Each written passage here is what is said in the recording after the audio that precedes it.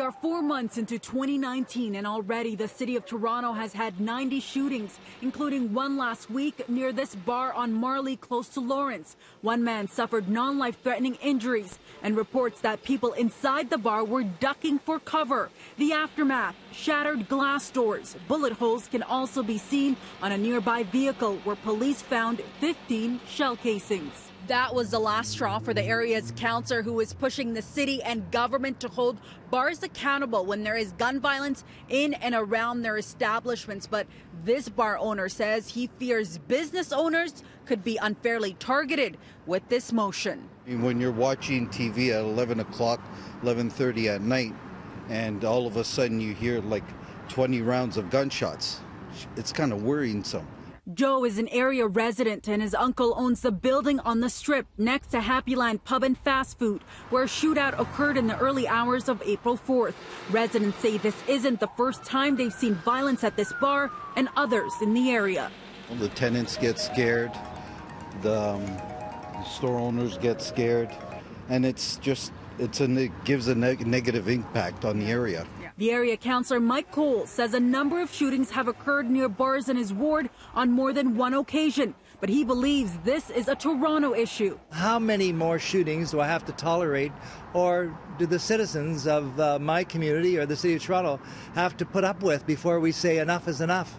Earlier this year, the storefront of a sports bar on Danforth was shattered, the results of gunshots fired after there was reportedly a bar fight.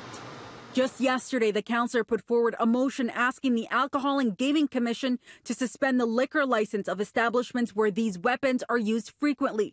If it passes, a process would go in place where the establishment would be investigated. Find out whether, this gun violence is habitual in this place, and then they would decide to suspend the license for a week, a day, a month. I'm just hoping that they just take gun violence more seriously in and around a licensed premise. How are bars responsible for the gun violence? Bars that continually condone and are the scene of this kind of gun trading, gunshots.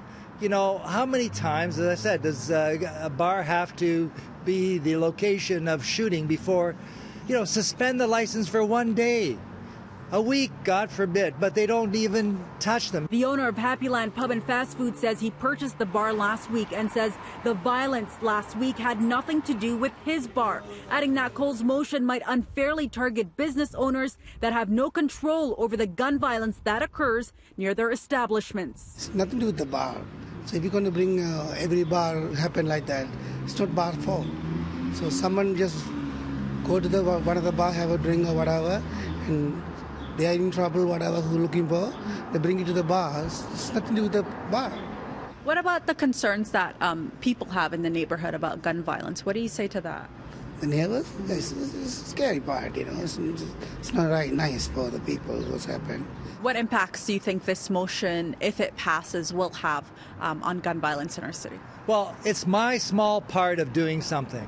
There's a much bigger problem, but at least at the city level, we can get this done. The councillor's motion is on the agenda for Tuesday's city council meeting. I did ask him if he's heard from any of his colleagues on this motion. He tells me he's received support from both Councillor Francis Nunziata and Mayor John Tory.